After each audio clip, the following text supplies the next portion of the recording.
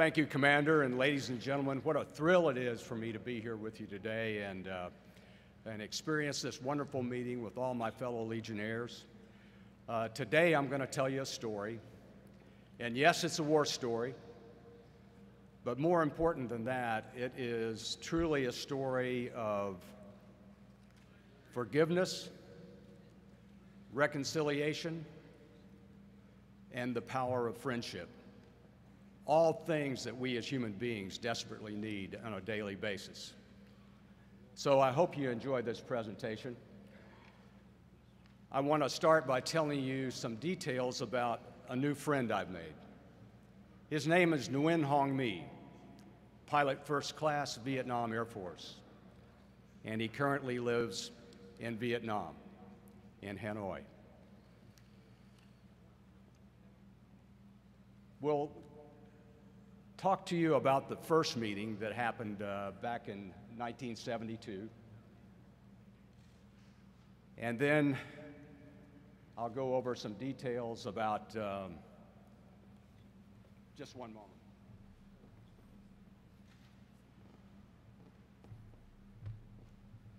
I couldn't see the monitor. I wasn't sure of the slides there. But what happened after that first day that we met on April 16, 1972? And then the unlikely reunion that occurred in 2008, and the full circle of forgiveness, and then what's our message? What do I hope that you go away from here today after hearing this story? As the commander mentioned, I had a wonderful Air Force career. I look back on those days with great fond memories, and I got a chance to fly the very best fighters that the Air Force had, the F-105 and then the F-4 Phantom. And in 1972, I found myself at Udorn Air Base and Royal Thai Air Base in Thailand on my second combat tour, flying the F-4D. My new friend, Nguyen Hong My, after completing 4 years of pilot training in the Soviet Union, began flying combat out of his base of Noi Bai Air Base in North Vietnam in 1968. And to get you a little bit oriented geographically here, my base, as you can see in the bottom left-hand corner of this slide, Udorn Air Base, denoted by the blue dot. And then his base, Noi Bai, about 30 miles to the northwest of Hanoi. And then where we first met in mortal combat, about 35 miles to the southwest of Hanoi.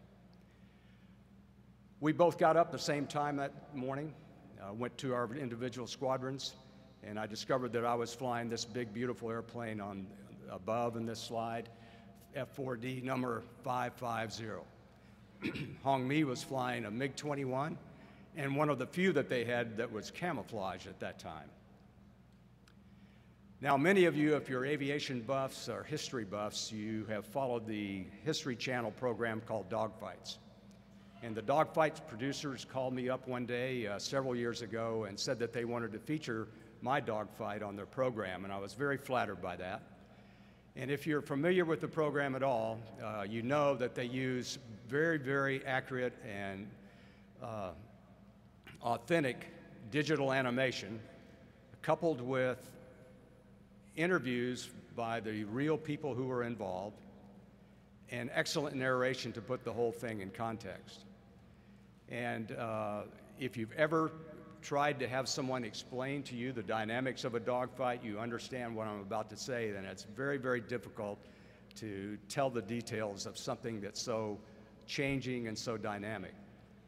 But the History Channel does a marvelous job, and I'd like to show you an excerpt from an episode entitled Hell Over Hanoi, about the dogfight that occurred on April 16, 1972. April 16, 1972. American combat forces have been committed to the fight in Vietnam for 8 years.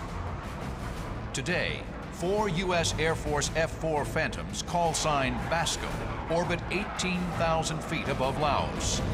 The Phantoms are waiting to escort B-52 bombers into the heart of North Vietnam in a dramatic escalation of the air war. But there's been a mix-up. The B-52s are still on the ground, and the Phantoms are burning fuel at a rate of 150 pounds per minute. To reduce drag, flight leader Fred Olmsted orders the Phantoms to jettison their empty centerline fuel tanks. Still, the reduced weight won't buy enough time. Phantom pilots know that there is nothing that you can do in a Phantom to save that big, beautiful aircraft and burn all the fuel you got. We had to make a decision. Olmsted has two choices: wait for the B-52s and risk running out of fuel, or use their fuel for the flight's secondary mission, hunting for North Vietnamese MiGs. Olmsted chooses the MiGs, the Blue Bandits. He turns the Phantoms 180 degrees. Basco flight is now on the prowl. Flying number 3 is Olmsted's good friend, Dan Cherry. Fred makes a turn and heads right for Hanoi. And we start pushing the power up and picking up the speed. And we cross that border into North Vietnam. Almost exactly at that precise time that we ingressed into North Vietnam from our orbit in Laos, my backseater picked up 2 Blue Bandits. Basco flight's audio transmissions were recorded, a remarkable historical record of air-to-air combat in Southeast Asia. Basco has 2 bandits on the nose, F-20. Copy that. 2 bandits on the nose at 20. Let's get rid of them, Basco. 2 silver MiG-21s are 20 miles out and closing head-on at the Phantoms. Olmsted isn't backing off. He orders Basco flight to stay on course. They marched right down the radar scope from 18 miles to 12 miles to 10 miles to 8 miles. I didn't see them at the time, and Fred said, "There's 2 silver MiG-21s there, Dan." And I said something really clever and smart, like, "Where?" The MiG-21 there, Dan. Dan. Oh, joy. 2 Blue Bandits just went by us. And that's when the fight really started. Olmsted and his wingman give chase. He rolls his F-4 Phantom into a climbing turn and swings around 180 degrees. Olmsted and his wingman are maneuvering to get above and behind the Bandit into a firing envelope. Cherry and his wingman stay in trail, protecting Olmsted's 6 o'clock. Then, Cherry spots a 3rd Bandit, a camouflaged MiG-21, ambushing Fred Olmsted from behind. We've gone through about 90 degrees of turn when my wingman, Greg Crane, spots the camouflage MiG right off of our nose.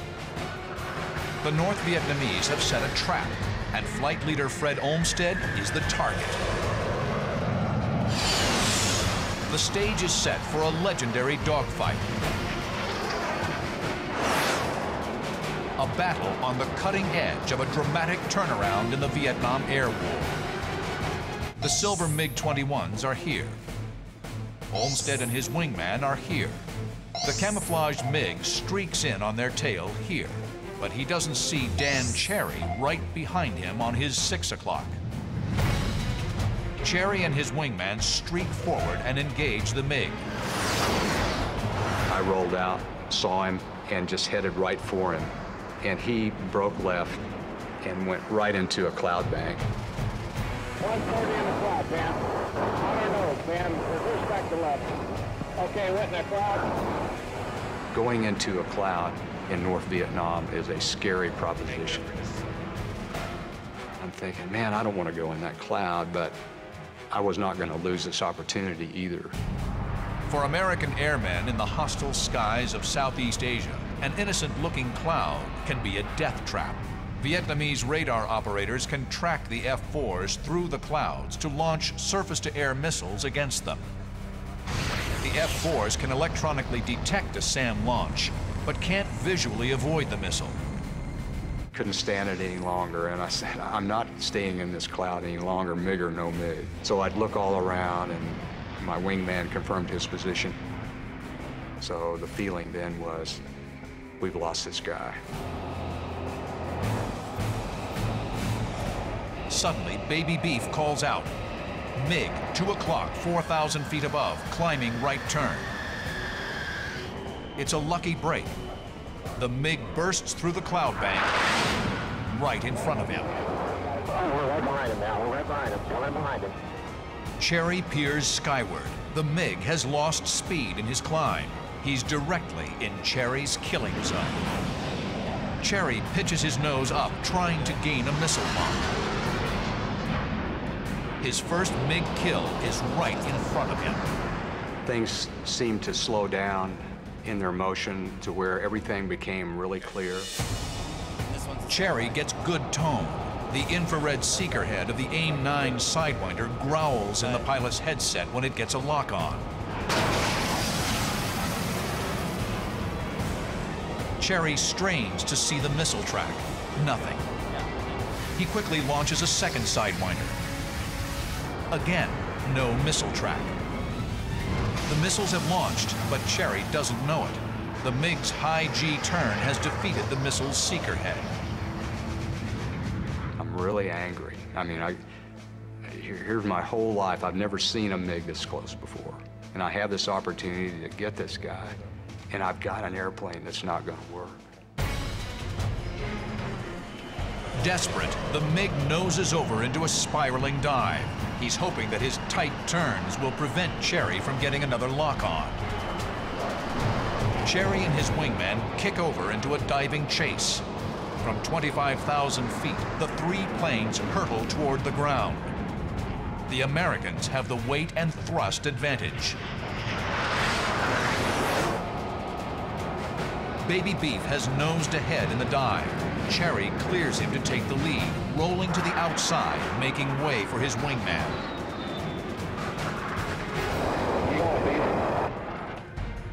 Beef can't use a heat-seeking Sidewinder.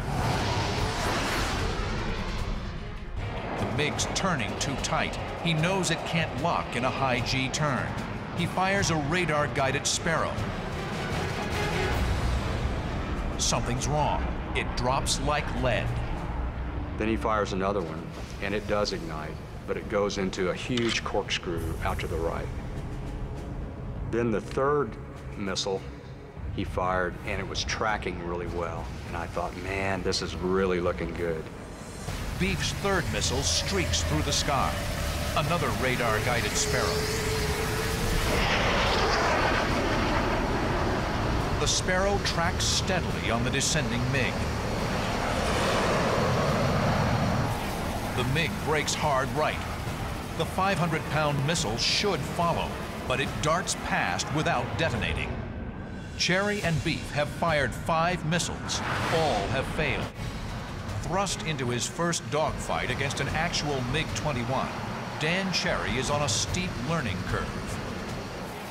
He races through his options. 2 of his missiles have failed. But he's determined to kill the MiG. This is going to sound weird, but I'm thinking I'm going to ram this guy. That's the aggressive feeling that I had at the time, was that I was not going to let this guy get away. The MiG has lost airspeed in the turn. Cherry and Beef pitch up and roll vertical to keep from overshooting. As they descend once again on the MiG, Cherry calls for the lead. I got him wide. Okay, he's breaking. He's break left, Beef. I got him. Break left. Okay. Look at him, Dan. I kept telling Greg to get out of the way, and I'm in burner, and I'm trying to close on him because I'm ready to shoot. I'm ready to try to shoot. Cherry slides past Crane and fires a missile. Lo and behold, that big AIM-7 Sparrow comes out of there, and it does one of these kind of like a barrel roll maneuver like this at first. The Sparrow appears to be tracking off course, but then, to Cherry's relief, it rides the Phantom's invisible radar beam to the target. Its 65-pound warhead detonates, ripping the right wing from the airplane. Cherry watches the plane plummet in a fireball.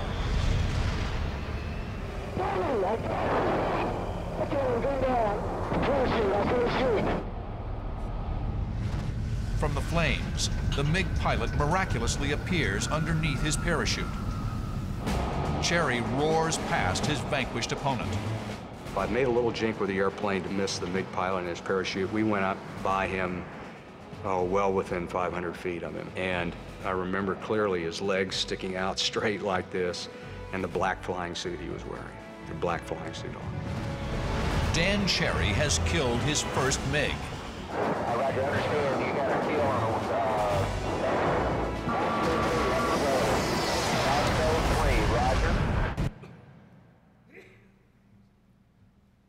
Well, needless to say, it was an exciting day for Basco flight. Really a fighter pilot's dream, where you train, you plan, and then when you have the opportunity, you're ready and you come away victorious. My flight leader, Fred Olmsted, went on to shoot down one of the 2 silver MiGs that went over our head to begin with. So we did a little celebrating in the Officers Club at Udorn Air Base that night. And I wondered somewhat about the fate of the MiG pilot because I saw him so clearly in his parachute. As you debrief intelligence, you're giving all the details you can possibly remember from that encounter. But the very next day, I was up flying another combat mission. So for 36 years, I put that way in the back of my mind, the questions of who he was and did he survive and that sort of thing. Now, for Nguyen Hong Mi, there was no celebrating to go on at all. He was very badly injured in his ejection. Both of his forearms were broken because his ejection seat malfunctioned and didn't capture his arms like it should have. He injured his back severely because his arms were useless, and when he hit the ground, he hit very hard. But he did go into multiple surgeries, rehab, and then got back on flying status. But by then, the war was over. But what he realized very quickly was that he was in such pain every time he would pull G's in his airplane, even on a training mission, that he had no future in the Air Force. So he resigned his commission, went back to college, and became an insurance executive with Vietnam Insurance Company. Now today, Hong Mi is retired. He lives in Hanoi, Vietnam, and being a grandparent, enjoying those grandchildren like many of us do here in America. My career after that, I finished my tour in June and went back to the United States. I was an instructor pilot in the F-4 for a little while, and as the commander mentioned to you, I had the great honor and privilege to be the commander and leader of the Air Force Thunderbirds in the late 70s. What an honor to represent our country to the American people and also in foreign countries. A great responsibility, probably the hardest job I ever had, but also the most rewarding. From there, I got to command the 8th TAC Fighter Wing in Korea, flying the F-16. And in 1988, though, it came time to do something else. And I decided that after living the nomadic life for 29 years, I know my wife and I sat on the front steps, and as the last moving van came up, when we started counting the number of times we had moved in our 29 years in the Air Force, and it ended up being 22 times. But I look back on those days with great fond memories. The Air Force was so good to me, taught me so much. I owe it so much today. But the decision was made, and I went back to Bowling Green, Kentucky, made some good friends there. It was my hometown originally anyway. And one of the groups I joined very quickly was a group we call the Walking Group. Now, we get up early every morning, go for a real fast 3-mile walk, and then we go to McDonald's and drink coffee and solve all the world's problems. So I know you're comforted by that.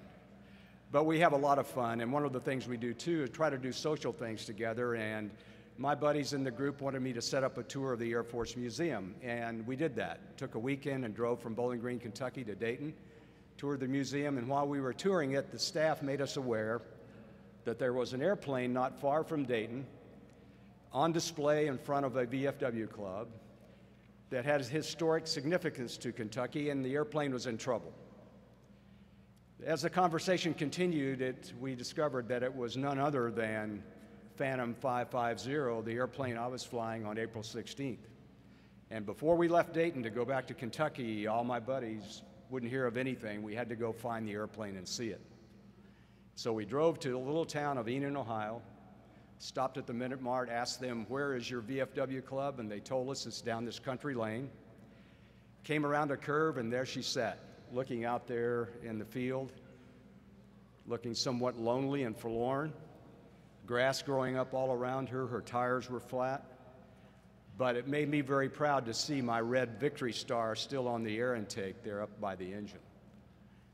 So someone had paid attention to her history, but someone was not paying attention to the way they cared for her, as you can see by some of these close-up photos. So all the way back, these are my buddies that went with me from the walking group up there. All the way back to Bowling Green, all we could talk about is what can we do to save this airplane? And from there, this old notion of Aviation Heritage Park surfaced. We knew that there were distinguished aviators from our community that had done amazing things in the past, but their stories had been lost in history.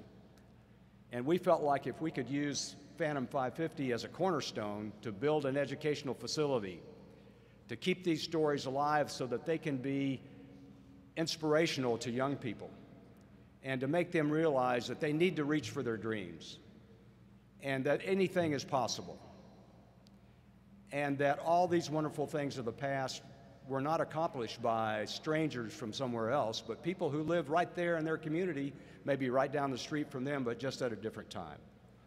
And so that's how Aviation Heritage Park got started.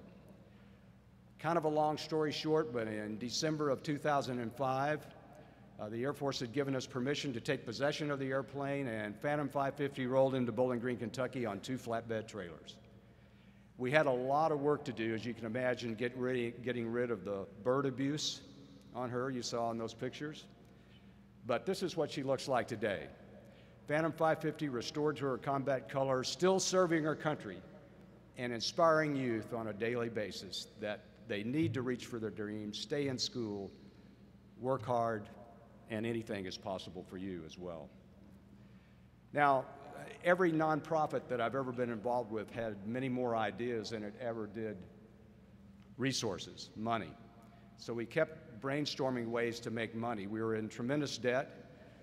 As you can see here, this is an aerial view of our park, of Aviation Heritage Park, with exhibit space for 7 airplanes, with 3 in place, 1 on the way. But we were tremendously in debt, and my friends kept saying, you know, Dan, if we could find the identity of that MiG pilot, somehow we could get national publicity and maybe do a fundraiser from that somehow and pay off some of our bills. Well, it was a joke at first. We'd laugh it off and then go on to something else, but it kept coming up, so I said, okay, let's get serious. Let's do some serious outreach, and we did that. We worked very, very hard for several months, and we were very fortunate to make contact with this lady. Her name is Tu Yen. She's a television journalist in Vietnam, and a very popular one. She does the evening news on their television network. She is the equivalent of Diane Sawyer in Vietnam. Very, very professional. And so she wrote me an email and asked me she had heard about my quest to find out more about the MiG pilot. And she said, write me a letter, tell me what you want to do, and I'll see if I can help you. Now, along with the evening news, Tu Yen hosts a program also called The Separation Never Seems to Have Existed. And that's like an old program we had here in the United States, and I think many of you will remember This Is Your Life. They take video profiles of people who have been separated for years for whatever reason, and then on live national television, they reunite them so that the audience can experience the emotion of the reunion. She thought that if she could find this MiG pilot, that would fit the format of her show for me to meet him face to face for the first time there. And so I wrote her an email back, and I gave her the date and the time and the place of the dogfight. I told her that I'd always been curious about his fate. I had no idea if he lived or died. I didn't know what his name was. I didn't know if he had a family, but I was certainly curious, and if she could help me, I would like to meet him someday. I never expected anything to come of it, but it was only 2 weeks later, another email arrived from her, and she said, we have found the brave MiG pilot, and we want you to come to Vietnam and meet him on live national television. I was very skeptical, apprehensive. I thought it might be a setup. I thought it was too good to be true, but all of my investigation and looking into the details of the invitation, I received encouragement from everyone to accept it, which I did. And so in April of 2008, I found myself in downtown Saigon, or what is now known as Ho Chi Minh City. And for those of you who served in Vietnam and spent time in Saigon, you might remember this hotel. It was quite famous during the war years as well. Still a very nice hotel. And then the very next morning after I arrived, I met with Tu Yen up on the top of the hotel in an outdoor restaurant where we went over the details of the television show. The show started that evening. I was seated in the audience, and Tu Yen introduced the program, invited me to come up on stage with her, and she started asking me basic questions about why I was there, what I hoped to accomplish, and so forth. And I answered those, and then very dramatically, on the other side of the studio, she introduced this man. Now, keep in mind, I have never seen a picture of him. All I know is his name, Nguyen Hong Mi. And other than that, I didn't know a thing about him. But he stepped out from behind this partition, as you can see here, and came walking directly toward me. And he looked exactly like I would imagine a Vietnamese fighter pilot should look. Very muscular, a little on the short side like me, but a totally shaved head, as you can see, and he came walking directly toward me. He didn't have a smile on his face, but it was a pleasant look. And as he approached me, I extended my hand, and we clasped our hands in a very, very firm handshake. And he said to me, "Welcome to my country. I'm glad to see that you're in good health, and I hope that we can be friends." And that's how this amazing relationship started.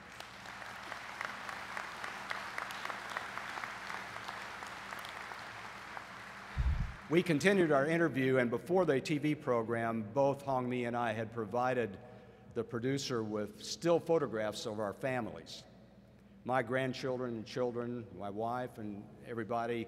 And while we're being interviewed, these photographs are being shown on the monitor, and I could see them clearly. And I got very choked up, very emotional. I was terribly embarrassed because here I am on live national television and tears are streaming down my face, and I'm starting to do it again. I could hardly talk. And I think what happened to me right then, it finally dawned on me that how easily this story could have had a totally different outcome. And I'm so far away from home right now, and those precious grandbabies are back there. It really got to me. So it was a little while before I could compose myself and continue the interview. So I'm terribly embarrassed. You know, I'm in front of him doing this. Well, the only thing that saved me was the fact that as they started showing photographs of his family, his children and grandchildren, he did the same thing I did. So that made it seem to work pretty good. Well, the show was over, and as a tradition in the Orient, I had brought a gift for him from Kentucky. And I couldn't think of a better thing than a bottle of Kentucky bourbon. He treasures it. He says today that he has not touched it, that it's on display in his home, and I'm not sure about that, but anyway, he was very proud to get it. And then we went to the Majestic Hotel in downtown Saigon at a rooftop restaurant and drank a little wine and had dinner, got to know each other a little bit better. And I discovered very quickly that Hong Mi has a wonderful sense of humor. And he turned to me and grasped my hand and he said, "In your airplane, you shoot missile like this or like this?" And I said, "No," and it's a very good question. But anyway, I said, "No, in the F-4 we have a trigger and you shoot missile like this." So he grasps my trigger finger and he goes like that.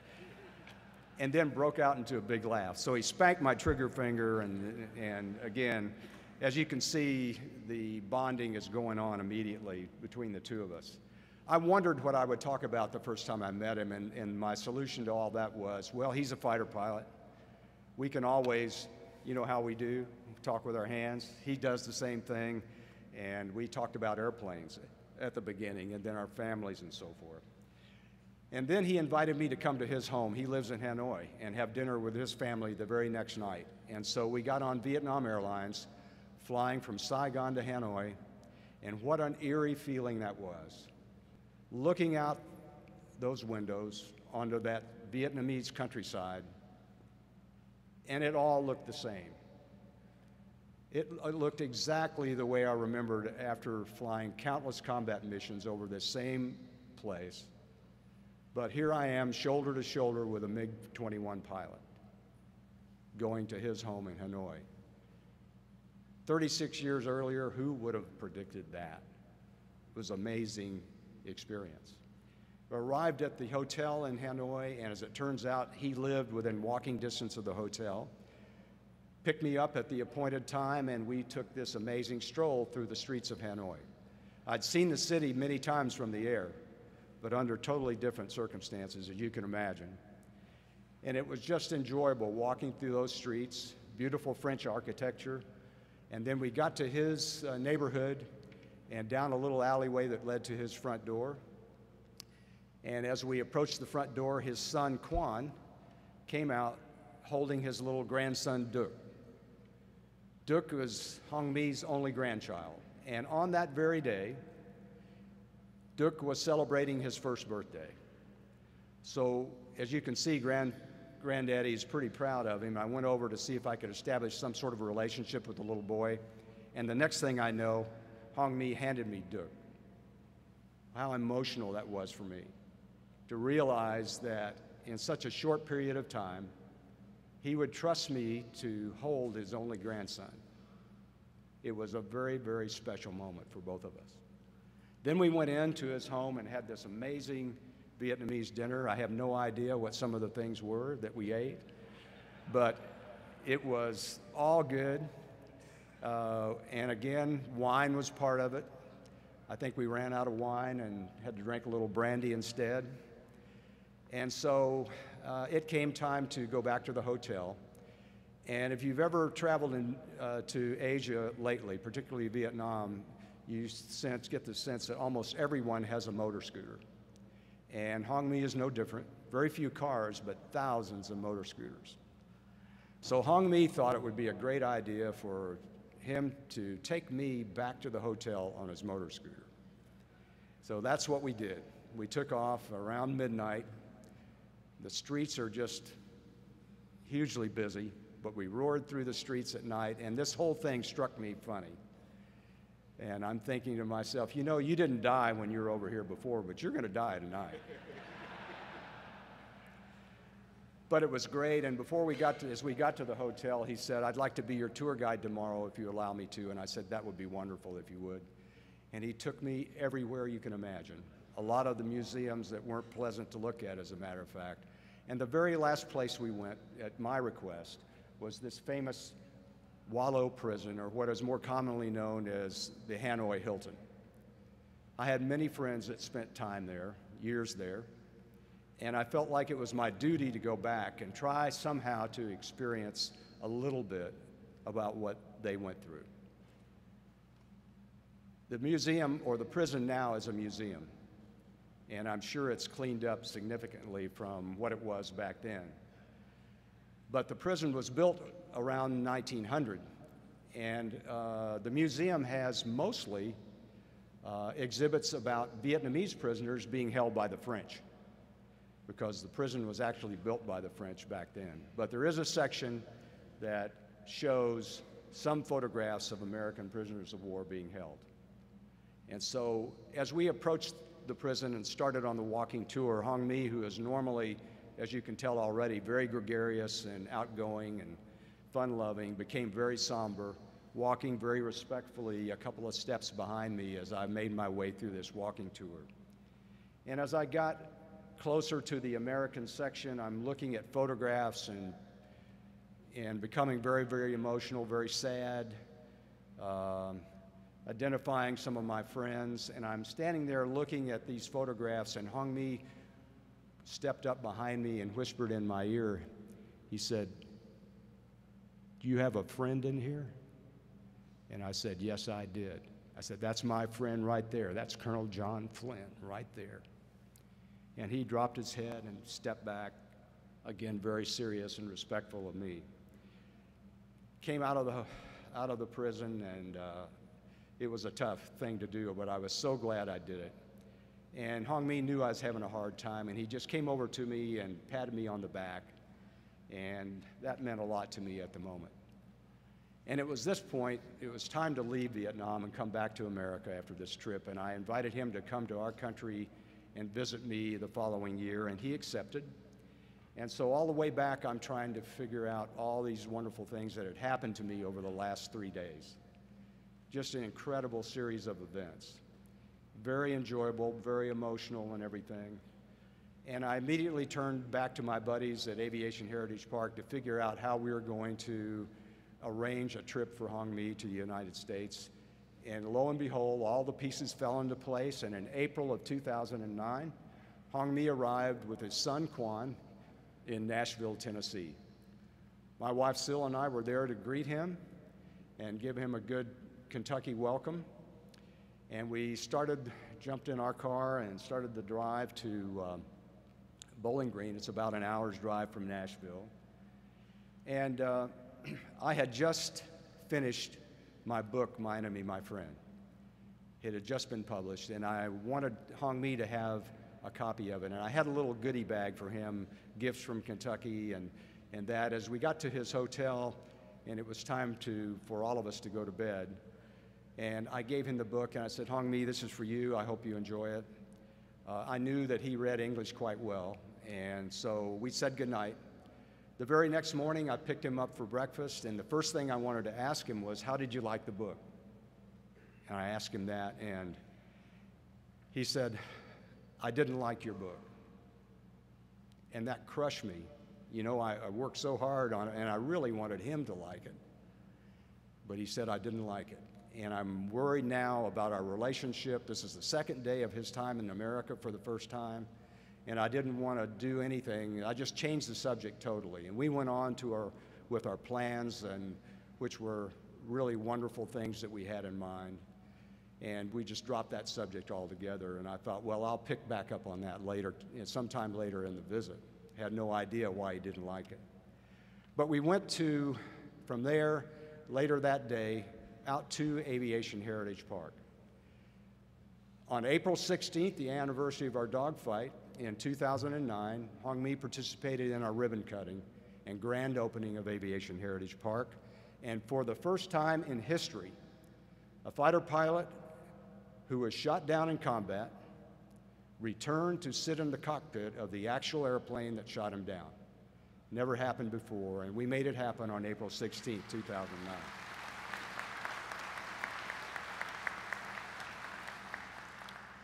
I had a chance to reciprocate too. My wife, Syl, fixed him a good Southern dinner. I don't know if he could identify what he had to eat, but I hope he did. I think he enjoyed it. And he got to meet my children and my grandchildren, and they got along famously. That was a great fun doing that.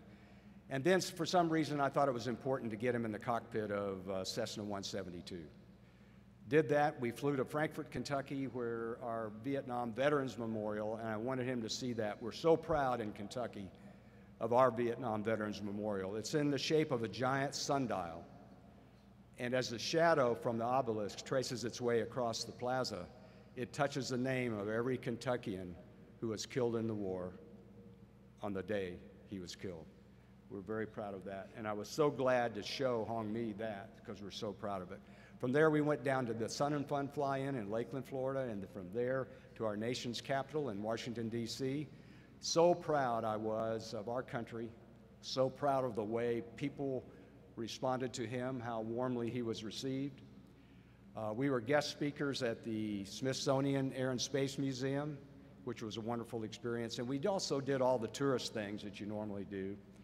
And again, I'm busting with pride to show him my country. But the last thing we did, which was so important to me, was to take him to our Vietnam Veterans Memorial in Washington. It really was an emotional experience for both of us. We spent a lot of time there. And Hong Mi, I'll never forget his reaction to it. And he said to me, you know, It makes me so sad to see these 58,000 that have died, but equally sad to realize how many of the family members that were left behind because of the war. So it was an emotional experience, but something that was important to both of us. And then it came time for him to go back to Vietnam and say goodbye. But before he left, I had to double back on the question about the book. I said, Hong Mi, you know, when you first got to America, you told me you didn't like my book. And I said, I wish you would tell me why you didn't like it. And he said, oh no, Dan, I didn't mean that I didn't like your book. I just don't like the title, because I don't think you and I were ever really enemies. We were just soldiers. We were just soldiers doing the best we could for our countries. And he is absolutely right. So what's our message? What do we hope you go?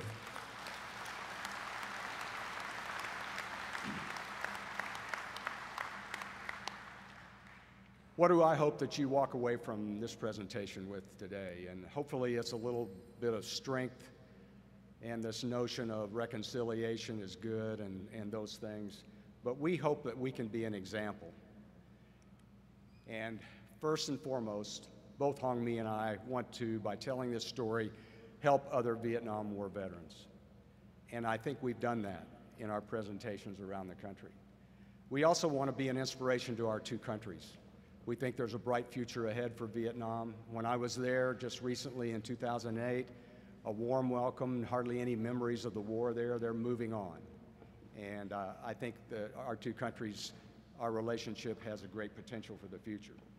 And then the common human message here is the futility of grudges, the benefits of moving on from the past, and the power of friendship and reconciliation cannot be overstated.